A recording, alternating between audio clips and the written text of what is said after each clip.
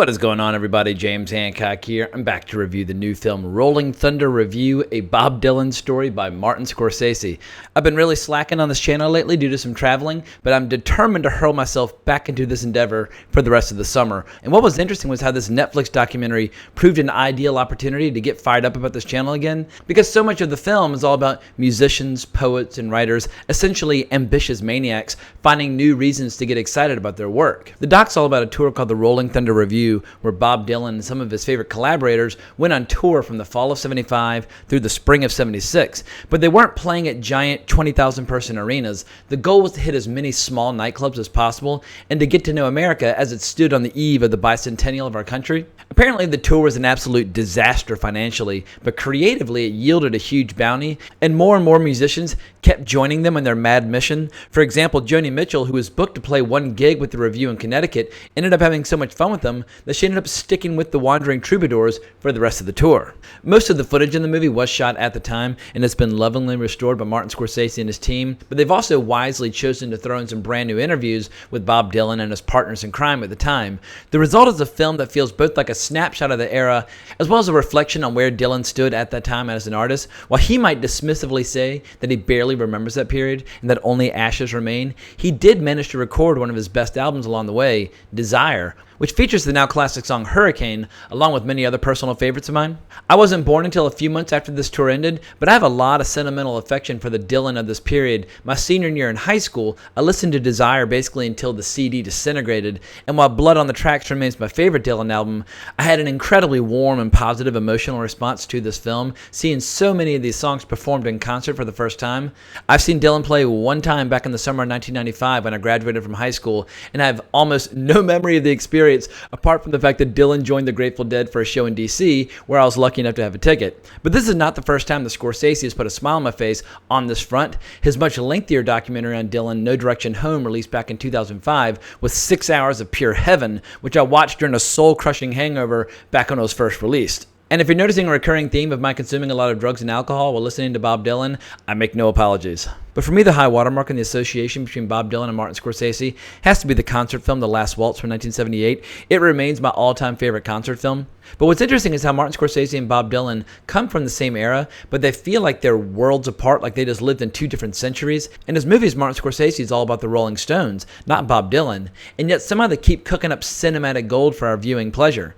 Now, I should caution that this movie is not a concert film. There's tons of great live music, along with fantastic backstage insanity, but there are also a lot of interviews with folks like Allen Ginsberg, Sam Shepard, even fictional characters like Michael Murphy's Jack Tanner from Robert Altman's fake documentary Tanner 88, with the final product eventually feeling more like a meditation or series of reflections on the insanity of the tour and how it reflected America in 1976. But that's about all I can say without giving anything away. So if you're planning on watching it and you consider yourself a Dylan fan or a Scorsese fan, dig in and enjoy.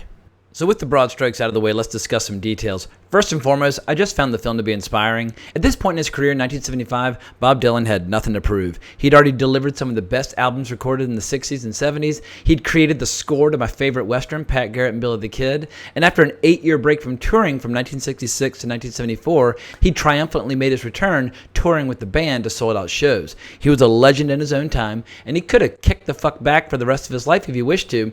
But this film makes it abundantly clear that Bob Dylan's always been searching for the holy grail as he describes it. And watching him on stage in this movie was a real eye-opener. He's not phoning it in. He's not trying to be a celebrity. He's driving the bus. He's hanging out in impromptu jam sessions until dawn. He's finding new sources of inspiration. On stage, he's absolutely hysterical. His body language and visual cues with his fellow musicians are absolutely fascinating to watch. Not to mention that he's wearing white makeup on his face like Kiss, having fun, and clearly searching for another chapter in his creative saga.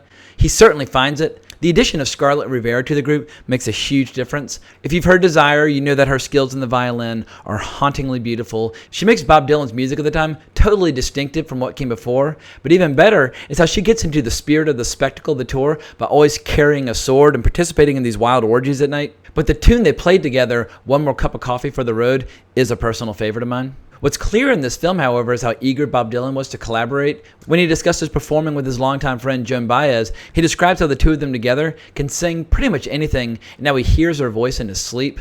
I also love his attitude about life, which is less about finding yourself and more about creating yourself, who you want to become.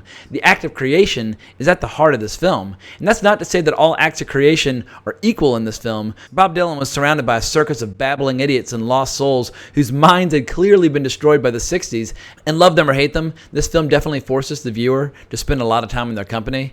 And the fans can be equally bad. Every attempt by Bob Dylan to evolve as a musician was met with shrieking resistance by a small but vocal minority of his fans who wanted him basically to remain trapped in amber playing his folk tunes from the early 60s for the rest of his life. People talk about fan entitlement like it's a new thing in 2019. Some of Bob Dylan's fans were equally entitled, and I love those tunes from the early 60s, but I'm grateful that Bob Dylan never stopped searching.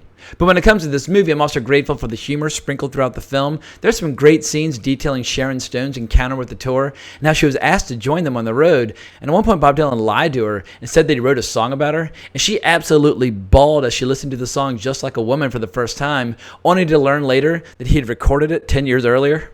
So as much as I enjoyed seeing Bob Dylan play so many of his classics, songs like Simple Twist of Fate, which gives me chills every time I hear it, the whole movie is basically a prelude to Dylan's release of the song Hurricane, which was released in January of 1976 on the album Desire.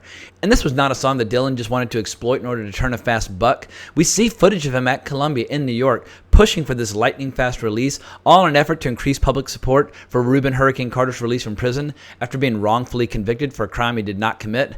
I've heard that song more times than I can count, but it was genuinely bone-chilling to see the live version of the song for the first time. The whole flick is worth watching just for this moment. At any rate, I always love seeing Martin Scorsese in action. He's one of my all-time favorite filmmakers, and it's safe to say that his relationship with Netflix is off to a very strong start. Later this year, their partnership will be put to the ultimate test with the release of The Irishman, a movie that is my most anticipated release of the year, apart from Once Upon a Time in Hollywood. But the fact that Scorsese is now more at home with Netflix than with a traditional movie studio tells you all you need to know about cinema as an art form and where it's going. The studios will continue to crank out safe, innocuous product that can be seen by anyone of any age around the globe, but my gut tells me that digital platforms like Amazon and Netflix will continue to be the new home for dynamic, iconoclastic directors like Scorsese, who are completely uninterested in the blockbuster model. At any rate, I think that's all I got for now, but definitely check out the movie. And if you like the movie, you're interested in Scorsese, and you're a younger viewer out there, you're at the beginning of a very interesting journey. He has so many classics to enjoy, from Mean Streets, Taxi Driver, Last Waltz, Raging Bull, King of Comedy, After Hours, Color of Money, Goodfellas, Casino, The Departed, Wolf of Wall Street. The list goes on and on. He is an absolute giant, so dig in and enjoy. But if you want to talk more about Scorsese, or there's documentary, or Bob Dylan, or whatever, you can find me on Twitter at ColeRax. Also, if you enjoyed this video, give it a like. Consider giving my channel a subscribe. I would really appreciate it. But can't thank you enough for watching the video. I really appreciate it. But more importantly, as always, onwards and upwards.